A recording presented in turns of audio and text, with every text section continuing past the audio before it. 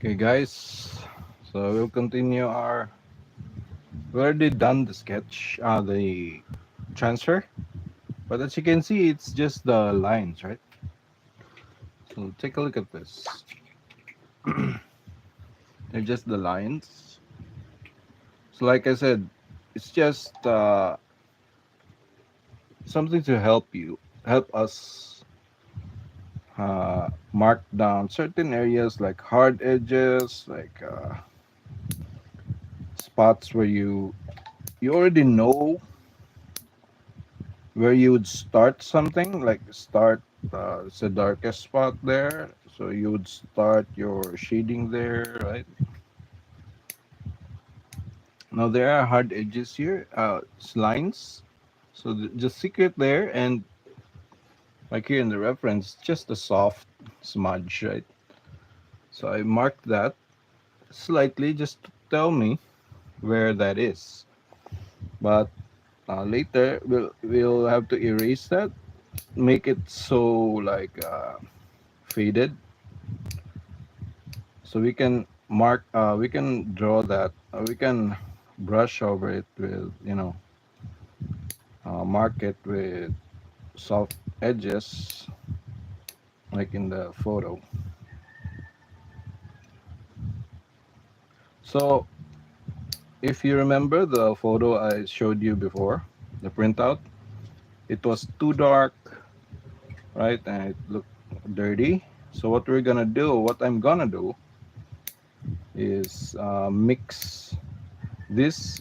I'll start from this hard base layer level, and then just expand out to uh, create the shading, just to create the forms without actually, like copying the entire printout, because it looks dirty when we copy that and make it into a finished product. It's not gonna look great. So what I'm gonna do is find a way to express the character of our subject here to a point where it doesn't look too dark, but it still represents her in the most effective way that we think is, suitable for this type of for the product that we want. So at this stage, at this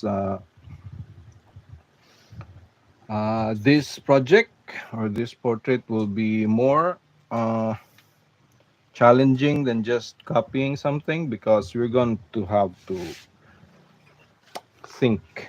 We're gonna have to adjust. We're gonna have to make decisions on uh, how we illustrate, or how we depict the photo that we have. We can't stay here at this level because this is just hard edges and, marks. We're gonna have to make the volumes, but we don't want to make it entirely dark like in the photo. Because in the photo it looks flat and it's just dark but still flat. So gonna have to make this, find a way to effectively reproduce her face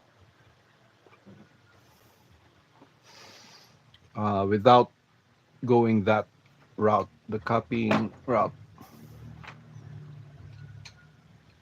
We're not gonna be allowed to be overly creative. Of course, we can't do like decide how tall her nose is, how wide a shadow is, or something. We're still going to be locked into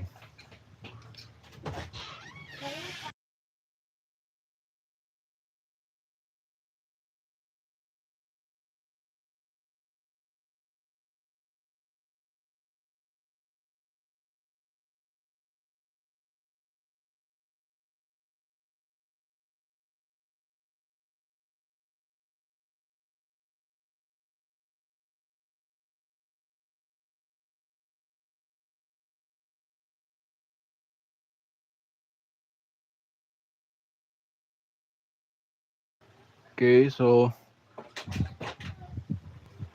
uh, we don't have that type of liberty, but we do have the liberty to how we would render this. So, and still, I'm still going to stick by the realism one, the smooth shading.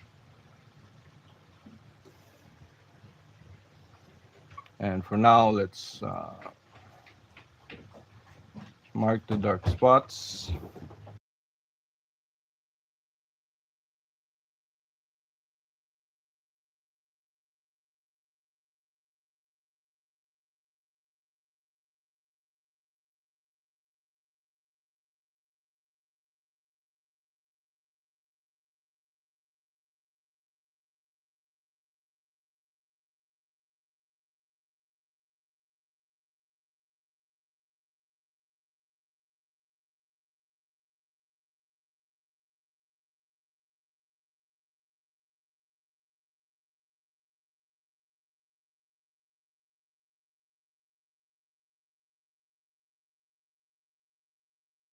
Okay, I just had the cats like attack me.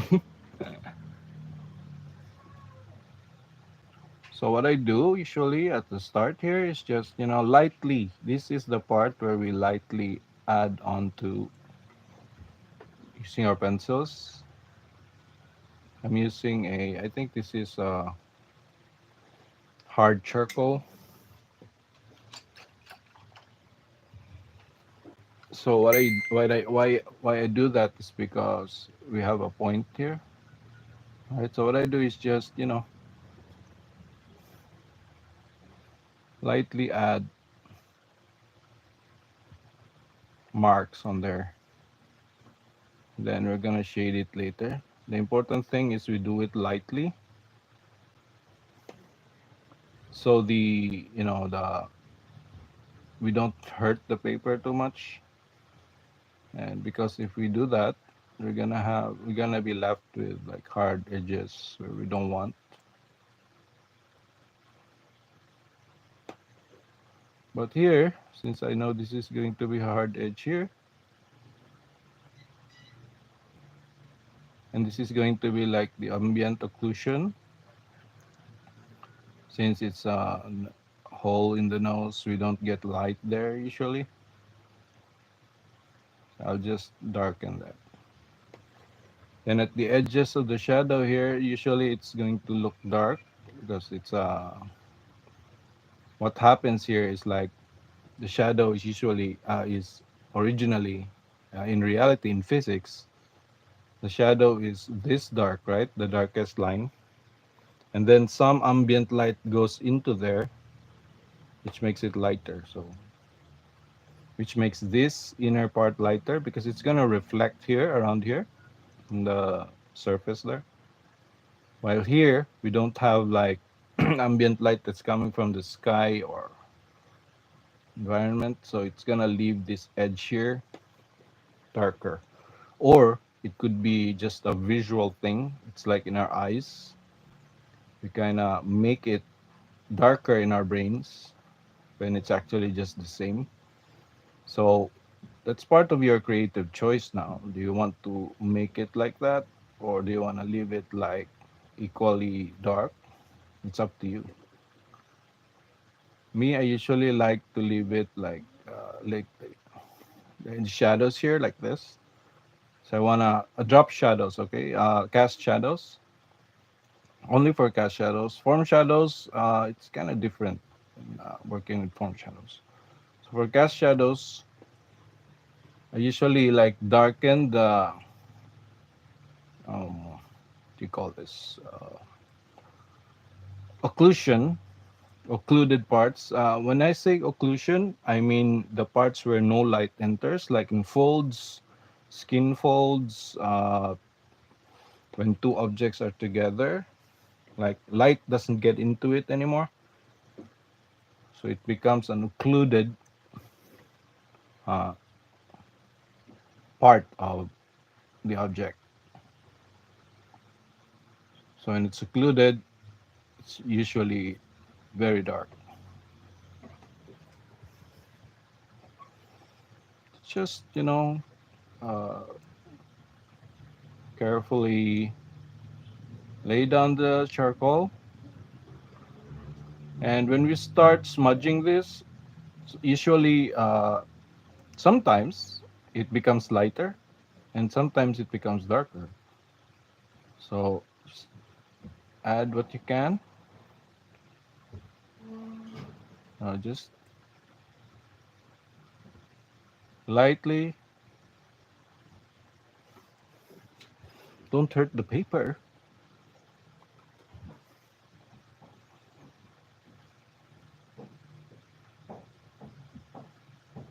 So here, one area here is this area of the nose here, because in the reference it's just this small shadow of turning. The form is just turning here ever so slightly, and then the light is gonna burn this area here and here. So there's just a very subtle shadow that's coming out from here that defines this area. It's almost like imperceivable, like you don't perceive it, but it's there, like and only when you look closely does it appear in your eyes. But our brains, of course, like automatically generates that thought in our perception, like, oh, that area is actually round. It's because most of our brain activity is like pre-programmed, right? It's like a compression algorithm that we have in our brain. We can, if we see something that's related to this, we kind of like assume that it's this. It's more like how we do in social stuff also, like how people like stereotype, how we categorize things. It's part of our to efficiently. It's part of our brain and how we try to minimize load in processing.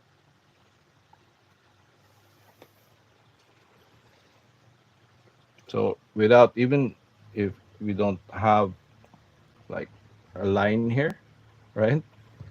We actually, our brains actually make us think that there's a line here, even if it doesn't exist on paper.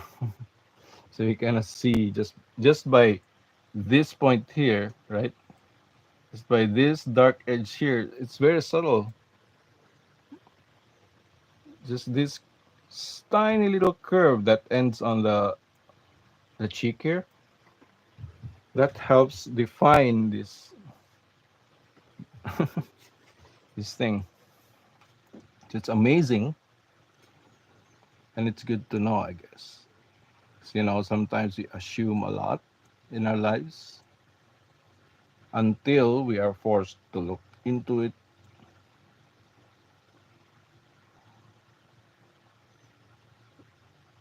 So sometimes it's good to be efficient. It's nice. Now, if you see a spoon, like maybe a word, sometimes we miss, like there's the spelling of a word, then you flip. Some people like flip it. Like there's a meme I can remember. There's this that they flip or remove certain letters in a word, and we still read it as such. And when you look closely, whoa, the letter isn't there.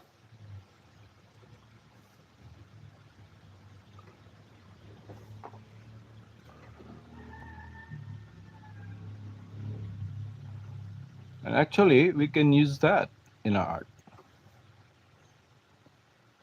If you're into that, like tricky art, like you're trying to play with your audience and then subvert their expectations and stuff, or just play into the natural process of the brain.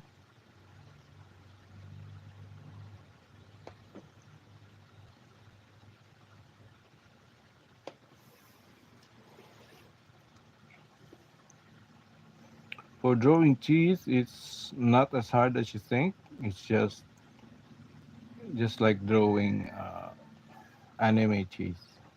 So just focus on the occlusion again. Just focus on the occluded parts, like here. Don't focus on the forms or on the shape, on the objects. Just focus on the occlusion. So which dark parts,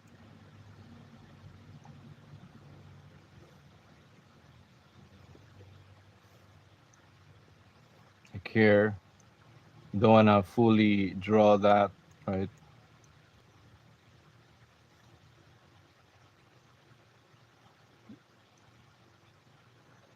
I don't know if you've seen like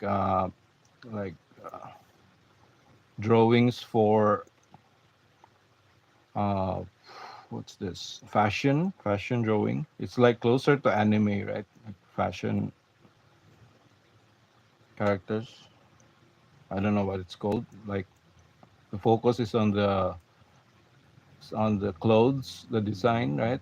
And then there's, of course, there's girls there being drawn, and you can see that the nose just hinted at, the eyes. It's like it's kind of like that.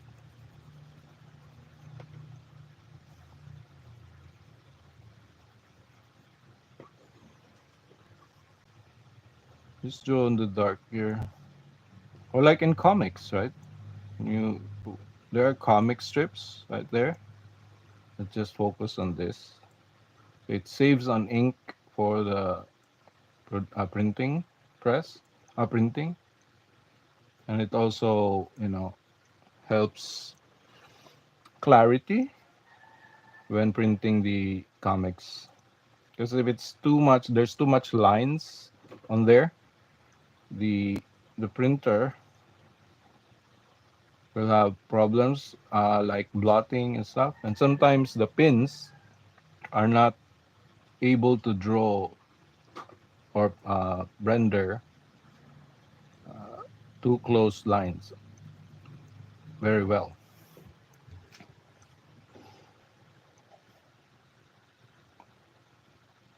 So we can use that too. It's part of our collective understanding of what an image looks like. So we can use that in our art. It's kind of a illustration technique.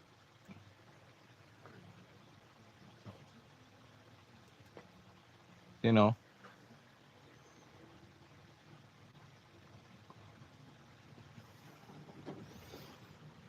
if you're into that, then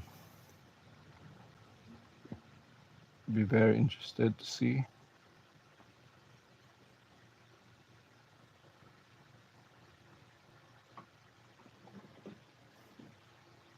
So as you can see, the darks here, I'm spreading it out through here, right? The bottom, still light touch. Then from here, I just keep this open here and let the light, like this one is a highlight, right? Let that play into that later.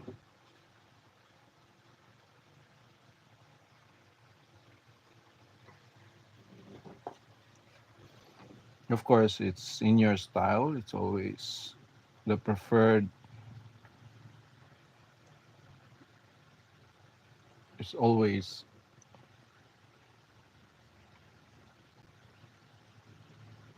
what you prefer. So it's your style. Your style is always what takes precedence over any theory. But theory helps, of course. It's the theories are like something we studied from something that looked great, right? So we found something that works a certain way, and then we create a theory out of that, or a design principle out of that. So it's useful to also take note of those, because we can use those as tools.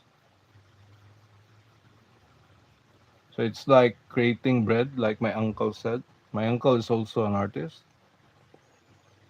Like my uncle said, don't reinvent, like, don't try to discover how to make bread. Instead, uh, create your own uh, recipe, your own flavor. So don't try to create your own bread, because you're just gonna reach the same outcome, because it's the basic, right? It's the basis, it's the foundation for all other bread, for all other flavors. So you're just gonna waste time if you do that. So he said, don't try to invent bread, but instead focus on creating like new flavors, new cake. It was a cake, his examples. Try to create the cake. So the bread has already been discovered. So now you just create your own cake.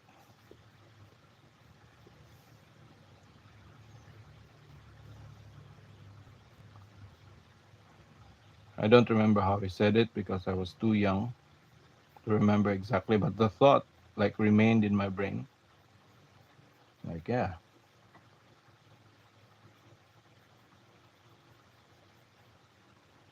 So just use what's available, principles, theories, uh, artist techniques.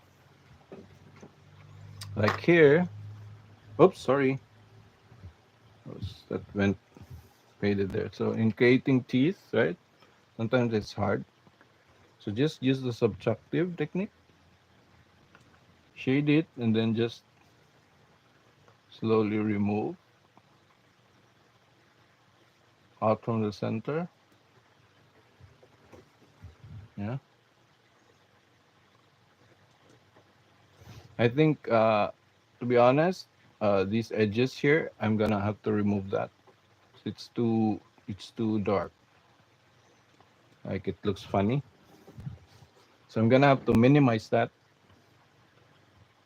just to create the effect of, we don't really actually see teeth when we look at someone. So if I add too much detail there, I'm like asking the viewer to like look at her teeth. And I can't like make it completely empty, because that would also be saying look at the teeth, because it's weird. So we're gonna have to add like something there, but subtle enough that it's not gonna catch attention. But right now, it kind of makes her like have this weird teeth. So let's beautify that a little bit. 'Cause people don't really see their teeth. We imagine what our teeth look like, but we don't actually know what they look like. We think we know, but we don't.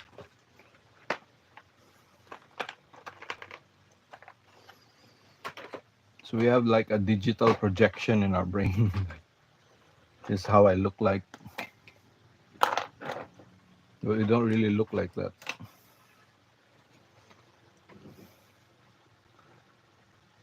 So to fix that, right, I can use like a softer charcoal to darken these spots here.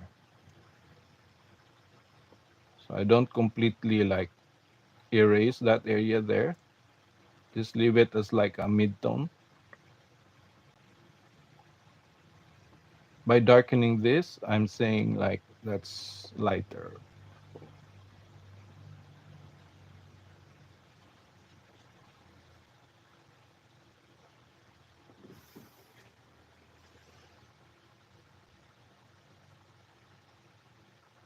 So basically this part here is like part of the dark side because usually the teeth is like lined to this area.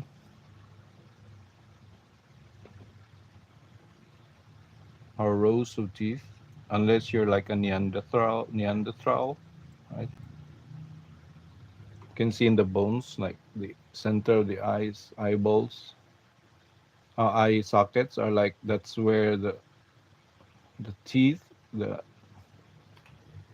lines up.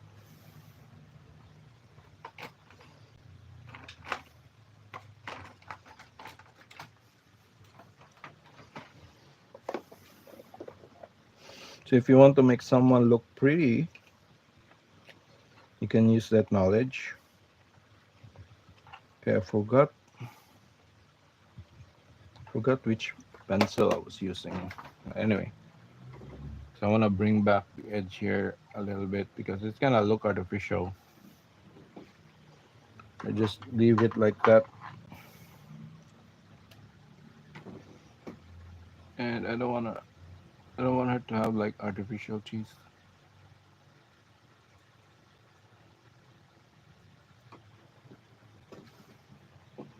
Okay, that's still too dark, but I can just use this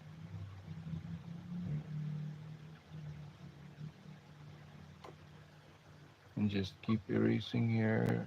So you're like reverse shading, like using whites in our paint. So in painting, you're gonna use white here, right?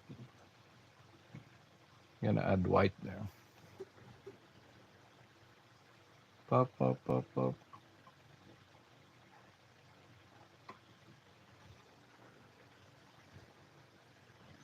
Just drop the whites.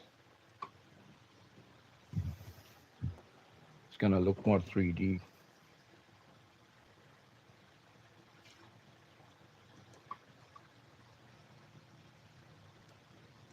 And just fade this out a little bit by removing it.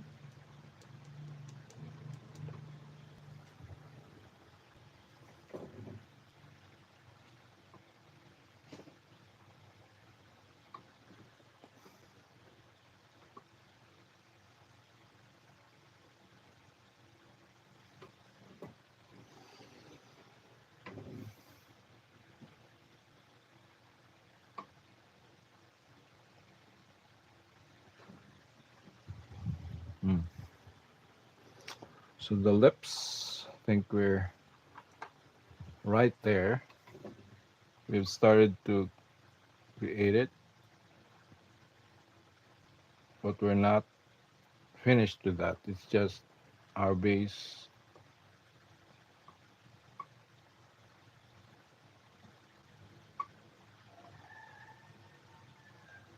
We're gonna slowly build it up.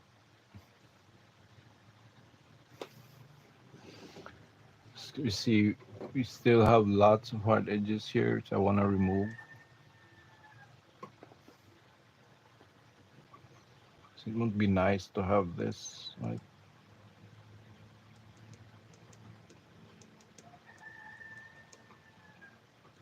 start erasing that.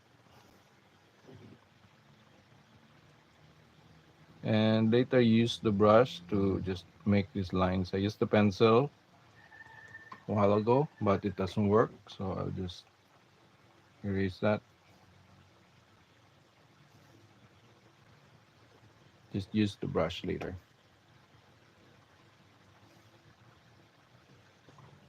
You can't, yes. So it's still visible in the camera. You can still see it. Of course, we have our reference here. You can always use the ruler or the, what you call it? That measuring thing, like the thing like has It's like a thingy. I forgot the names.